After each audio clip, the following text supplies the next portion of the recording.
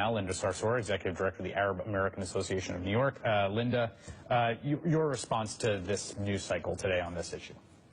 As an American born and raised in Brooklyn and that runs an organization that serves refugees, asylees, and immigrants right here in New York City, I'm so disturbed by what I'm listening to. I mean, religious tests, how do you know what religion someone is? I want to understand what that even looks like.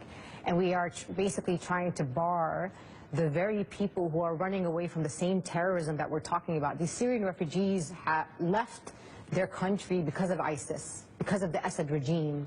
And that's why they flee to places like Europe. And our country is known to be welcoming refugees. I mean, our Statue of Liberty continues to be a symbol of welcoming immigrants into this country. I'm disturbed by the rhetoric of people who are in our leadership.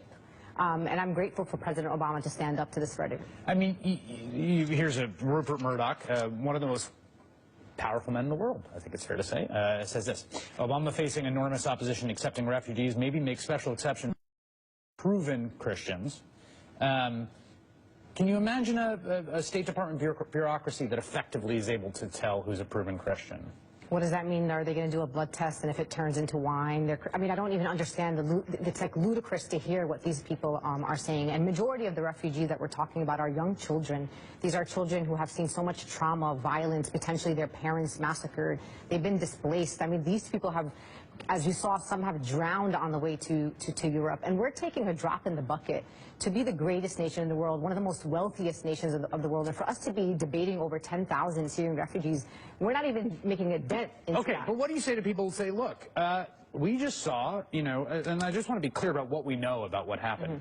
On the bodies of one of the assailants was a passport that appears to be a Syrian passport. It is likely a fake passport, though it does appear to show stamps that suggest that he came in a direction that many refugees are using, Leros, Greece, through Macedonia and up into Europe. People that say, look, we can't afford taking any more risk. There has to be a limit.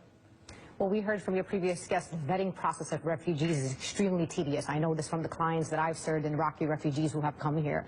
And I tell people, let's stop basing our decisions on unconfirmed information. We still do not know if that Syrian passport belonged to one of these people. And let's remember, most of those who are committing these attacks are homegrown. They're from Belgium, they're from France. They are not people who showed up from Raqqa, where we're now seeing the French bombing a country that has a place with huge populations of civilians still.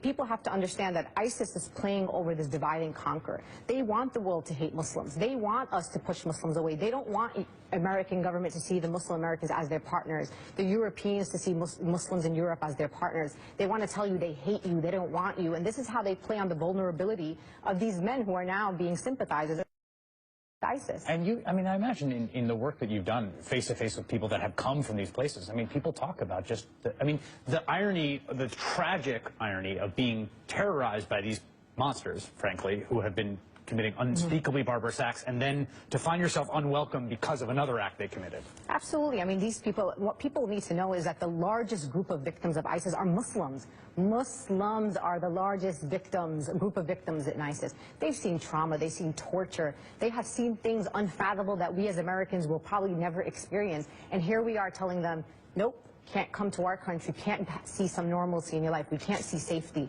This is not the American way. That's not what we're known for. All right, Linda Sarsour.